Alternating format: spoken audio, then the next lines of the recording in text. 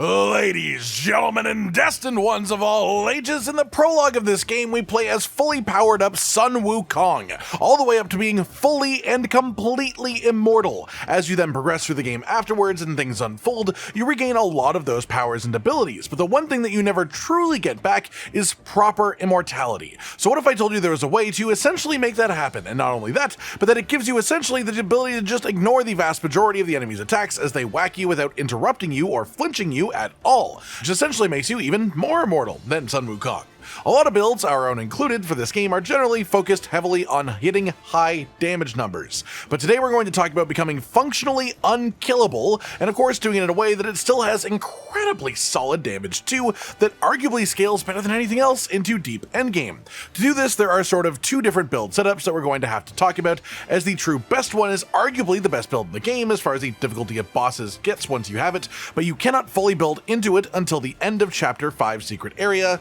in New Game Plus, specifically, which means that you have to be nearly 2 full playthroughs deep, so I will of course be making up for that by talking about another different version of an immortal setup that you can achieve before the end of your first playthrough, though it is of course not going to be quite as good, but it does focus more on insane healing build-up than just purely ignoring what the enemy's doing. The main purpose of both builds though is quite simple, creating a setup with minimal skill expression required from the player to make it easy to just essentially never die. That said, we'll start off with the big hefty version because it's just too cool to show you, honestly. We'll talk about weapons for everything as well as armors, as those are the two things that will change between the two versions, and then we'll talk about the rest of the equipment that will stay the same. Then we'll talk about your ideal relic choices for this type of build, and also the skill tree options that you definitely want, as well as the ones that are just generally useful within our setup. Starting off then with weapons, the ideal one for this is the Dark Iron Staff. This looks at your defense number when you equip it or on rest, and then it gives you a bonus to attack in relation to that. The armor set that we use hits pretty nasty defense numbers, especially with some help from the skill tree upgrades and some of our equipment too, so this attack conversion is more than 100 bonus attack even while you're out of combat, and that's on top of the base 110 on the staff itself, which makes us extremely potent compared to pretty much any other staff in the game. That said, this is unlocked after defeating the Chapter 5 Secret Area in New Game Plus, at which point if you got all the horns on both playthroughs, that's when you can make the full Bull King armor set and the staff as well, as it requires 8 total for the full setup. And this is the basis of our main proper immortal build. The 2-set bonus of the armor set gives you stacking defense after you take damage, and the 4-set bonus says that you get the tenacity effect when under 50% health, but this is seemingly sort of bugged right now, and instead you just get it permanently as long as you have the armor on. And if you don't know, what tenacity does is prevent most attacks from flinching you out of your animations. Most bosses will have 1 or 2 of their biggest attacks maybe that will still knock you around a little bit, but the vast majority of enemy attacks will do damage without flinching you while tenacity is active as long as you're actually attacking. And that is incredibly potent for a build like this,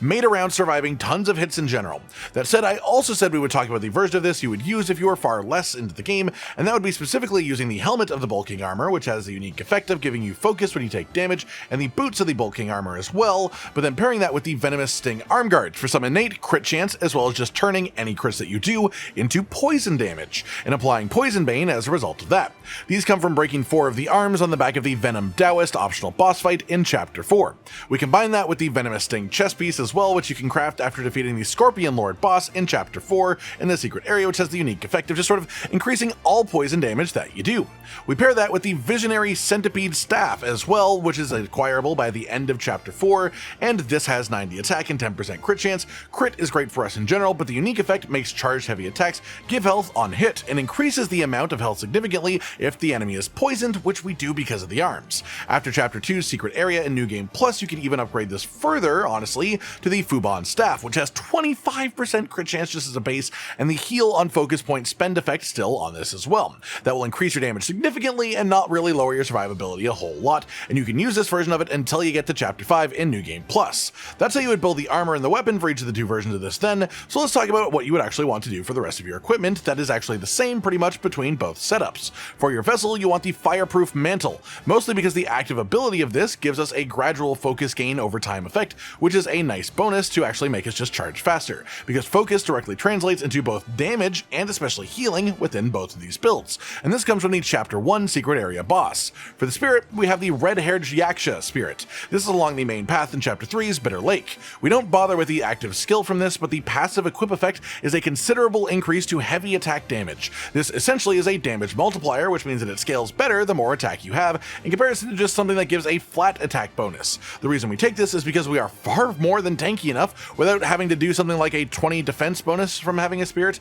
and we heal from spending focus points, so we will be using heavies as often as possible anyways, so this is just a really nice synergy to actually boost the offense of the setup. Then past that, we have our curios, of course. First, the Amber Prayer Beads. These increase focus generation, and I've already said a few times why that's really important for us. This comes from the main path through Chapter 5 in the cave before the second of the 5-element carts. Then we have Maitreya's Orb, which is found on the main path in Chapter 3, and this gives you a charging effect where if you land enough hits, you will literally survive the next hit that would otherwise kill you. Basically an effect that you can build to protect yourself from rare fatal mistakes, which of course is a basic tenet of the concept of immortality, so we do sort of gotta use this, even if we honestly won't even be hit to that point ever while we're using this. This also pairs extremely well with our plans though anyways, as the fastest way of building up this effect is using Staff Spin, which is also the fastest way of building up focus points if you are in range of the enemy to actually use it. And with the full bulking version of this, you have permanent tenacity active, so you can always be in range of Staff Spin, and with the poison healing version, your poison application also scales with the number of hits more than anything else, which makes Staff Spin again a natural combination. So we're going to be using Staff Spin a lot in either version of this, to put it quite simply. Then for your other curios, the Cat Eye Beads from the Wandering Wight in Chapter 1 are just 3% bonus crit chance, which is great, and then when you get a 4th slot in New Game Plus, the Tiger Tally Curio from the first boss in Chapter 2 Secret Area is just a solid general attack boost for the actual attacks it applies to. You can get an extra chunk of defense from curios too if you really want it, but I find that we are immortal enough from the rest of the setup that it helps to just pump out more into straight damage, and because this curio is a multiplier, it's worth more than just something like +5 attack. Past that, our last bit of equipment is going to be our actual gourd setup then, for which the best gourd is the Immortal Blessing Gourd. This gives you half the actual normal health recovery from gourd use, but increases your attack after using it. Obviously this means less healing, but again the amount of just pure survivability from the focus on it in the rest of our setup makes this an open avenue to gain offense, though you can always just go for a more defensive gourd if you want to. Inside of this then we have the Long Bomb Drink, and you can just drink before using your 4-point heavy to increase the damage significantly because of this. Then for the soaks, the Guanyan's Willow Leaf is sold by the Shen Monkey NPC in New Game Plus, and this gives you full gourd restock when you revive in battle, which is an effect that we of course have access to being immortal. Breath of Fire increases Unveiling Strike damage, and the best way to use our big 4-point heavy attack is to just Cloud Step and Unveiling Strike with it for some free bonus damage. This soak is from Cyan Long in Chapter 3. Then we have a combo of soaks, the Death Stinger from the Scorpion Prince Spirit Enemy in the Village by Verter Bridge in Chapter 3, as well as the Double-Combed Rooster Blood from the final boss of Chapter 4 Secret Area. The first one of these applies poison to us when we drink from our gourd, the second one clears any poison that you have to grant you movement speed and crit chance. If you have both of these at the same time, when you drink your gourd, it will just instantly trigger the buffs without actually poisoning you to begin with really, which is a really neat use of 2 soak slots. That does it for the equipment then now, so let's talk about the actual relic choices and then the skill tree options that you definitely want, as well as the ones that are sort of nice to have too. For the actual relics then, for Craving Eyes, you want Cloud Step cooldown as your highest priority, crit damage is your second priority. For Fuming Ears, attack boost after perfect dodge, invincibility window increase on varied combos. For Hubris Nose, focus points charged up to 4 within Ring of Fire synergizes extremely well once you have tenacity, as it stops most attacks from flinching you out of charging while you stand in the circle, and Lingering Aroma secondarily is great as we cast spells before our big hits normally. Then for our next two, it's basically just personal choice, and then for Freed Mind and New Game Plus, the technically correct option for Immortality is the bonus damage reduction after Resurrection, but in this setup I haven't even triggered my Maitreya's Orb once, not to mention Life-Saving Strand, but such is the price of Immortality, we gotta use the slots if we're sticking to the theme. That's to say though, if you aren't having survival problems, you could actually swap this to Unified Minds, which is fantastic as a damage boost, and then use a Pluck of Many as a spell instead of Life-Saving Strand, but I'm committed to the bit, so to say. That said, moving on to the skill tree then, Life-Saving Strand, you want the full little path for it if you are using the spell, especially as the last upgrade gives you a chance to not consume it when you are resurrected, which is absolutely massive. Then we of course are going to be taking all the Cloud Step upgrades too,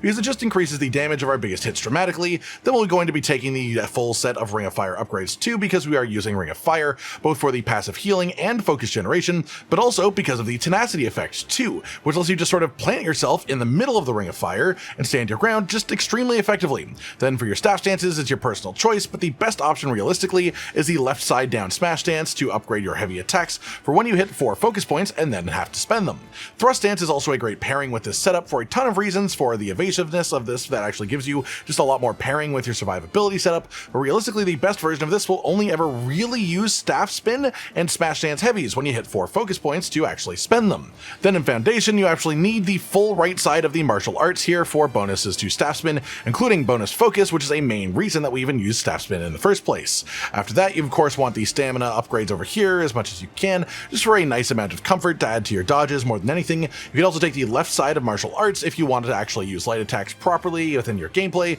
and then the survival side is just a ton of effective stat bonuses that I have, of course. Also worth noting, especially for the Dark Iron Staff version of this, there is a node within the transformation set that you can put 3 different upgrades into to increase your defense by a decent amount for each one. That of course will translate directly into more attack if you're using that staff. That's all for the equipment then, so let's talk about how to actually play with this. Honestly, it's pretty simple. If you are in the full Bull King version, start the fight with Ring of Fire, staff spin into the enemy, ideally while standing within your ring, get to 4 focus points, cloud step, drink from your gourd, 4-point heavy in smash stance. Repeat until the enemy dies. Pretty much as simple as that. If you're in the half Bull King version of this with the poison effects on 2, the playstyle is pretty much the same, except you don't have the tenacity effect to prevent you from flinching. So you do have to dodge a little bit to actually be able to use staff spin properly for your offense. But the immortality in that set is much more that you just have an insane amount of actual healing from your raw moveset in the way that we built our heavies, rather than just the untouchable feeling of the full-on Bull King version. That just about does it for today, and everyone, the true proper immortal Wukong builds. A couple of them, honestly,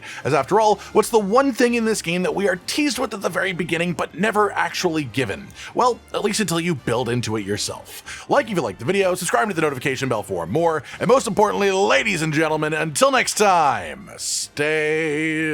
sweet. Josh, Cotton, and Hollow with the videos, dropping the humor like a hammer on your tippy toes, bringing entertainment on a daily arrangement to take our insanity and turn it into entertainment. Yes, I said entertainment twice, to reiterate that it is nice to look into your faces on a mostly daily basis when you let us in your homes to make the whole world a stage. Goodbye.